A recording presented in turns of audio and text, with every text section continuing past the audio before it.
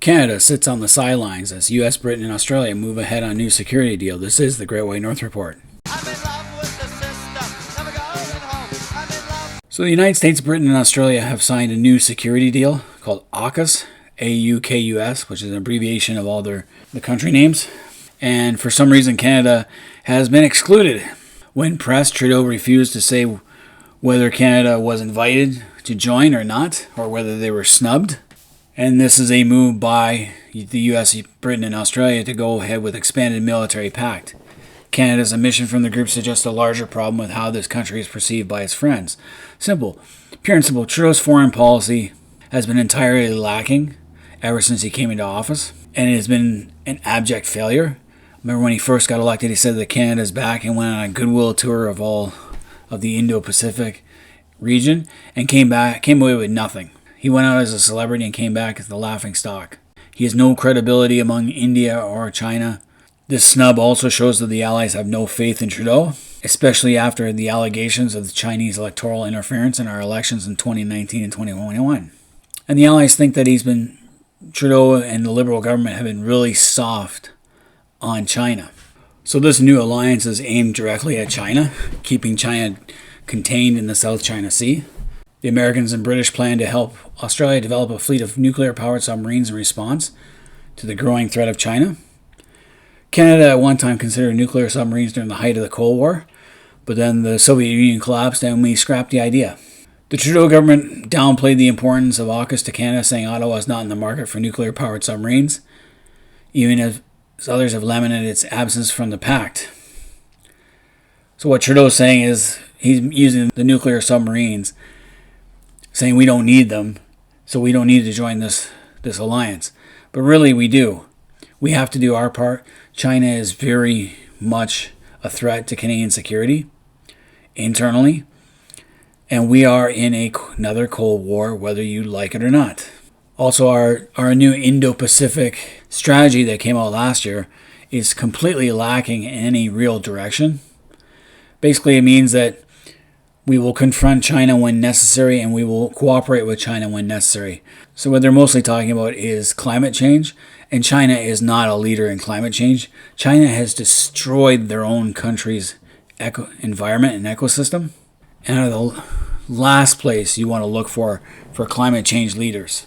Australia, being closer to China, is more realistic and innovative in its approach to diplomacy, according to this one Canadian ambassador to China, David Mulroney.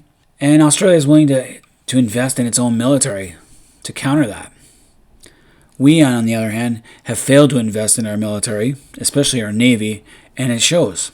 Our new naval frigates won't even see water until at least 2027, at the earliest, maybe 2030.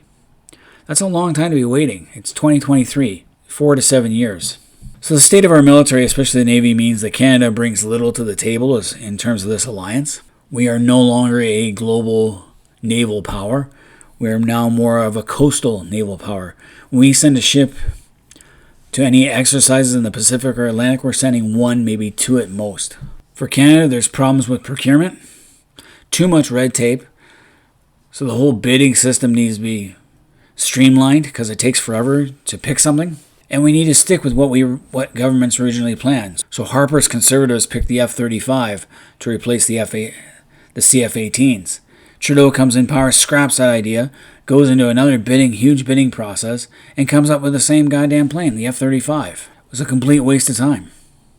We could have had the planes now instead of still waiting. So too much government red tape and speed of delivery. Currently, we only have 3 active shipyards. Seaspan in Vancouver is only constructing non-competitive ships, while Halifax is dealing mostly with the Arctic patrol ships right now. 4 of them are completed, and there's still 2 more to be built. And there's also 2 more to be built for the Coast Guard as an option. I'd say we put a hold on that, and we go with the frigates right away. Also, we spend less on defense than US, Britain, or Australia. They're all spending at least 2% or more of their national gross domestic product on defense, compared to less than 1.3% in Canada. And that's the same problem with our NATO commitments. We underfund our military, which is why it's declined to the point that it has. Australia is planning to build new submarines. Ottawa has yet even to commit or even to think about replacing the Royal Canadian Navy's 4 trouble-plagued Victoria-class vessels that were bought cheaply and have proved to be expensive. And we haven't even started work on plans to build or buy a new fleet. Like I said, our frigates aren't due until the earliest 2027, and that's optimistically. But 2030 is probably when we'll see new frigates. It's no surprise why we're left out of this new alliance. Our government is just not seen as being strong enough and reliable enough. And our Navy is not strong enough to do what it takes if war ever broke out. We could not send enough naval ships to be of any real use. I think it's high time that we opened up a 4th and 5th shipyard, one on the East Coast and one on the West Coast, and start building those frigates faster. Get them started. And we could definitely have at least 2 in the water by 2026 if we start now. We also need to replace those submarines. And I don't know why Canada has so many engineering schools that we can't design or build our own ships. But any Canadians out there, let me know what you guys think of this new alliance. Was Canada snubbed on purpose? Should we try and insist on joining? And should we step up and start acting like we belong? We have a place at the table. Leave comments in the comment section. Hit the like button. Subscribe if you're new to the channel. And until next time, this has been the Great White North Report.